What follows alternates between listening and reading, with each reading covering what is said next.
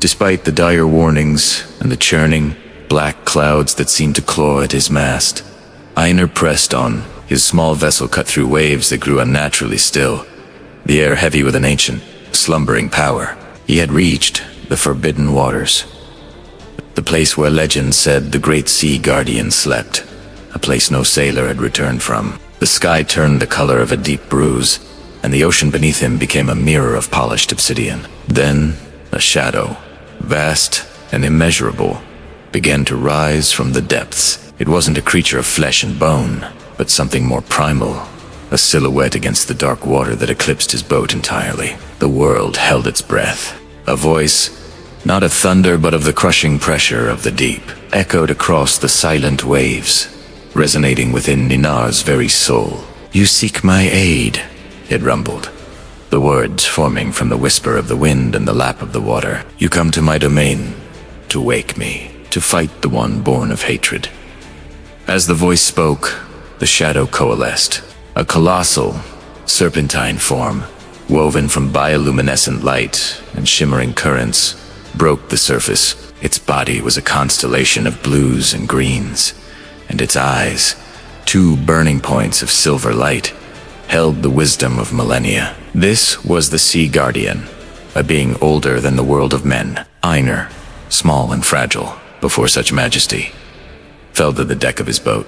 He found his voice, a desperate plea that cut through the OEA. He spoke of his island, of the Nukkalavi, the horrifying demon of plague and decay that rose from the sea to poison their lands and steal their people. He described the fear, the sickness, the despair that had gripped his home. He begged the ancient guardian for a weapon, for any power that could turn the tide and save his people from utter annihilation. The guardian listened, its massive head canted, its silver eyes fixed upon the mortal with an unnerving intensity. The silence that followed was heavier than any storm. Then, the guardian spoke again, its voice laced with a sorrow as deep as the ocean itself. "The creature you call the Nukkalavi, it was not born of the sea's will. It was created, forged from the careless cruelty of your own kind." The word struck Einar with the force of a physical blow. "Centuries ago the Guardian continued, its voice a low, mournful current. Men came to these waters. They did not come with respect, but with greed. They ripped treasures from my floor. They poisoned the currents with their waste, and they slaughtered my children for sport. Their hatred and destruction seeped into the very water, corrupting a spirit of the coast, twisting it into a vessel of pure rage. The Nukkalavi's fury is a mirror of the pain inflicted upon this world. Its rage is justified." The truth was a devastating weight. Einar sank to his knees, the hope that had carried him this far shattering like sea foam. His people weren't innocent victims. They were heirs to a legacy of destruction. The monster they fought was a consequence, a debt come due. Was their struggle meaningless? Was their extinction deserved? As despair threatened to drown him, the Guardian's voice soft, a gentle tide against the shore of his grief. "But," it whispered, the sound now closer, more intimate, "I have watched you, son of the island. I have felt your heart as you crossed my waters. It does not burn with the same greed. You do not seek to conquer or to take. You seek to protect. You seek to heal what your ancestors broke. Your purpose is different. A sliver of light pierced Einar's darkness."